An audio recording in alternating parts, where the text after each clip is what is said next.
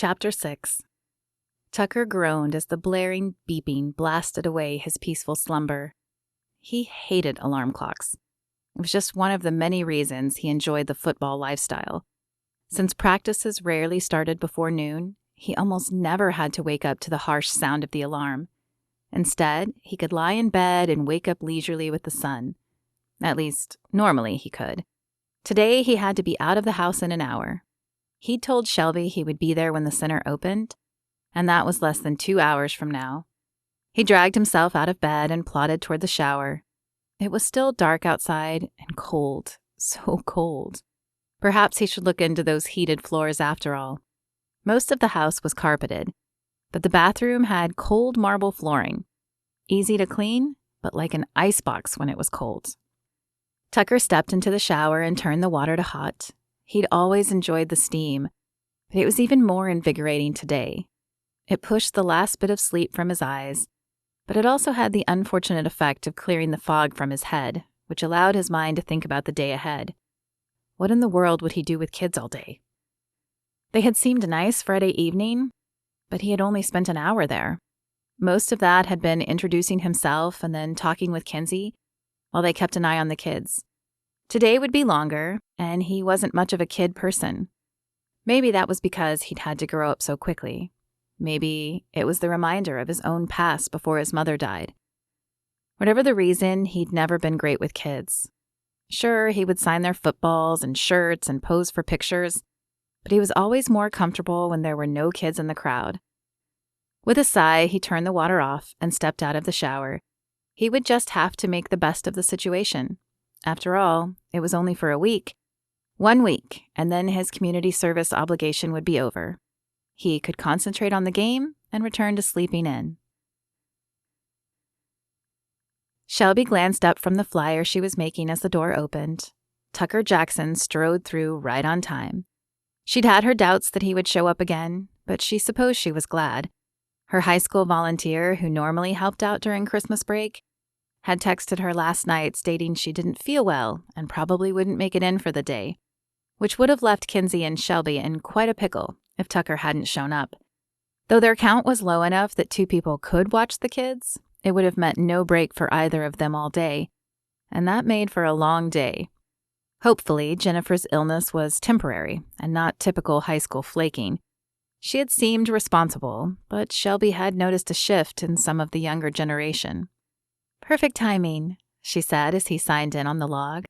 "Can you come around here? I need to have you fill out a volunteer form, and I'd like to see what you think of this flyer for your clinic." She'd mentioned the event to the parents when they picked up their kids on Friday, but she wanted flyers to give the kids to take home as a reminder and to hand out to anyone new. Plus, she hoped to find some time to post a few around the town today. Sure. He might have been speaking to her, but she thought that his eyes were definitely looking for Kinsey. Shelby tried not to let it bother her. After all, she was used to being in Kinsey's shadow, but she couldn't deny that a part of her wanted to step out and be noticed for once. He reappeared in the doorway a moment later, and she waved him into the room. She slid the volunteer form she had pulled out earlier across the table to him. "What's this?" he asked as he picked up the paper. "The volunteer form. Every volunteer has to fill one out. I should have had you do it the last time you were here, but I forgot. It's straightforward information: name, address, phone number, blood type." His eyes shot up. Blood type? Shelby bit back her smile. She hadn't thought he would be this easy to tease. She put on her best serious face and tried to keep her voice neutral. "Of course, just in case you fall or the kids attack you and we need to rush you to the hospital." He cocked his head at her and narrowed his eyes. "You're joking with me, aren't you?" "Yes, I am." Shelby forced her face to remain deadpan, though she could feel the giggle building inside her. "We haven't had anyone fall around here in a very long time." He shook his head and began filling out the form, and Shelby counted the seconds in her head. How long would it take him to realize? His head shot up. Wait, the kids don't really attack people, do they? The giggle escaped her lips at the slight panic in his eyes. He was way too gullible. "No, I'm kidding. It's really just so we can get a hold of you if necessary. And we have to keep a record in case anything ever happens that needs to be investigated." Don't worry, though. It never has. I didn't take you for having such a sense of humor, Tucker said as a small smile pulled at his own lips. Sense of humor. Yep, that's what she had. Kenzie had the magnetic smile, personality, and figure, and Shelby had humor. There's a lot you don't know about me, she said softly under her breath. She didn't think she'd said it loud enough for him to hear, but when he paused and glanced at her from the corner of his eye, she had to wonder. Thankfully, he said nothing, though, and just continued filling out the form. Okay, all done. He clicked the back of the pen before laying it on the paper and sliding both her direction. Thanks. She picked up the form and rolled back to the desk, placing it in a manila file folder next to her computer. There's already a file on me? He asked. What? She chuckled and shook her head as he grinned at her. So, he had a sense of humor, too. Yeah, the team sent over your rap sheet. I had no idea. She'd meant the words as a joke, but as his jaw tightened, she could tell that something had hit a nerve. Did he have a rap sheet? Was that why he had been assigned community service? He hadn't actually told her what he'd done. Had he done something worth being punished for? He'd said it hadn't been his fault, but had he been lying? She wanted to know more, but she could tell he wasn't going to open up about it. Surely it couldn't be anything that bad. They wouldn't send someone violent to a center to work with kids, would they? No, of course they wouldn't. She was just being paranoid. Still, perhaps she could call later and get more information. Well, anyway, here's the flyer I've been working on for the clinic. Can you tell me what you think? He crossed the small room to stand beside her, and the scent of his woodsy cologne filled her nose. He wasn't as tall as her brothers, but there was something solid and masculine about his presence. A tremor raced down her back, and she forced herself not to shiver. It looks good, he said, but you might want to include the price. People won't like it if they think it's free, and then we charge them when they show up. How much are you charging anyway? I'm not sure. I know you haven't done this before, but what do you think is a good rate? $50? More? Less? She'd crunched a few numbers over the weekend and knew they needed to charge as much as people would be willing to pay, but she wanted to hear his thoughts too. He ran his hand across his jaw. The soft scratch of skin against stubble filled the silence. I think 50 is too low. Plus, you're trying to increase enrollment, right? Shelby nodded. That is the ultimate goal. I need to pay January's rent first and foremost. But getting more kids back in the program is the only way we'll succeed long term. He pursed his lips as if thinking again. I know you want all your kids to be able to attend. But what if we have a sliding scale? The price is $100 per kid, $50 for those who are current members, and $75 for anyone who signs up for the next month and pays in advance. Plus, you could offer a discount for families who have more than one kid. Shelby blinked, blindsided by his logic. She hadn't known many athletes in high school, preferring to hang around students who read or debated instead, but she'd had a generalization in her head about them. Stereotypical jocks who only thought about how to bulk up, win, and get girls. Tucker was proving that wrong. That's a great idea. How do you seem to know so much about charging rates? I thought you said you'd never done this before. His smile faltered and a small sigh preceded his words. My father is a prolific donor. I'm pretty sure he could turn it into an Olympic event if he wanted. Needless to say, I've heard all the spiels, read all the flyers, and deciphered all the doublespeak. She nodded and began typing in the corrections. There was obviously a story here between him and his father.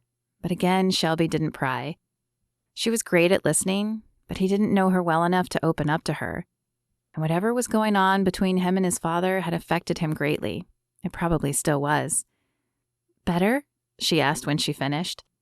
He leaned over her shoulder again and nodded. Yeah, now it looks great. Good. Thank you. Did you think of anything else you might need?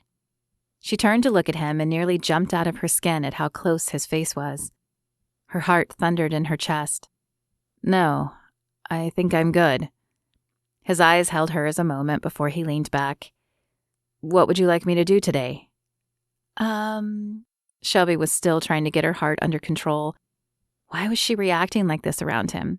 He wasn't interested in her. He'd made it abundantly clear that he preferred Kenzie. So why did she feel like a giddy schoolgirl? The kids will be arriving soon. Do you want to go air up the balls and make sure they're ready to go? I'd be happy to. Where do I find them? Shelby grabbed the supply room key from the rack and then handed it to him. She walked to the doorway and pointed to the far side of the large gym wall. Straight over there. You can't miss it. He tossed her a lopsided smile as he walked away, and Shelby took a deep breath. She needed to get herself under control. Tucker was volunteering, nothing more, and she would do well to remember that. Tucker forced himself not to glance back at Shelby as he walked toward the supply closet. What had happened in there? Yes, it had been nice to see her sense of humor, but she was so not his type. So what had that moment been about? That moment where they locked eyes and he felt like she was glimpsing his soul. It must just be the situation. He was out of his element here. His guard had just been down. That was all, right? He opened the supply closet and flicked the light on. The room was tiny, barely larger than a single-stall bathroom. One silver rack filled with basketballs, footballs, and volleyballs took up most of the space. Though the rack was full, all of the balls appeared to be low on air. He wondered if they had ever been filled up before, but as he inspected them closer, he realized that wasn't the issue. These balls were old and worn. He looked around for an air pump and spied an older handheld model in the back corner. It, too, appeared to have seen better days. He surveyed the rest of the supplies with fresh eyes and realized that everything in the center could stand to be replaced. It was a wonder Shelby was keeping this place open at all. He grabbed the air pump in one hand and the silver rack in the other and wheeled it out to the main area. The basketballs were on top, so he started with them. He had just inserted the needle when he heard high-heeled steps behind him. Hey, Tucker. Shelby said you were airing up the balls. Would you like some help? Kenzie wore tight jeans that showed off her toned legs and an oversized sweater today. Her smile was just as bright as it had been on Friday, and he felt himself mirroring her expression. I'd love that, but there appears to only be one pump. Her face fell in disappointment, and he hurriedly continued. But you could hold the needle in while I pump, and it might go faster. Sure, I can do that. She picked up the ball and cradled it in one arm while holding the needle in place with her other hand. Not the way he would have done it, but he supposed it worked. So I know you said you started working here to help Shelby out, but how long has it been? He asked as he began pumping the handle. Only for the past year, since Shelby became the director. I went to college for a time, but I didn't really know what I wanted to do. So I'm taking time off while I decide. I volunteered a few times with Shelby before she took over and enjoyed it. So when she offered me a full-time position, it seemed like a good job until I figure out where I want to go. He took the ball from her and squeezed. It felt full enough, so he removed the needle and bounced it. Satisfied, he placed it back in the rack and handed her the next one. So you still don't know what you want to do? She shrugged. Not really. I like talking to people, and I'd love anything where I could be in the public eye. Like a reporter or something. But I don't want to jump into anything until I'm really sure. So for now, I work with Shelby. It pays the bills and allows me to meet people. Tucker couldn't imagine not knowing what he wanted to do with his life at this age. From the time he'd started playing football his freshman year of high school, he'd known that it was what he wanted to do. But he supposed it happened. He'd attended college with several people who had floated from one major to the next because they couldn't decide what career path they wanted. Still, it was odd how different Shelby and Kenzie were. He thought it was just the outside appearance, but evidently it ran deeper. Shelby not only appeared more professional in her attire, but she also seemed to know what she wanted out of life. Whereas Kenzie screamed fun with her tighter, brighter clothing. But he wondered how long the fun would last. Tucker wasn't sure he was ready to settle down. But when he was, he wanted someone who knew where they were going. Have you always played football? Kenzie's voice shook him back to the present. She had shelved the second ball and was inserting the needle into the third. Since high school. I began playing my freshman year, and not only did it turn out I was pretty good at it, but it was an escape for me. An escape? Tiny wrinkles crossed her forehead as she scrunched her brow. What did you need to escape from? Tucker opened his mouth to answer, but he wasn't sure he was ready to talk about his mother's death.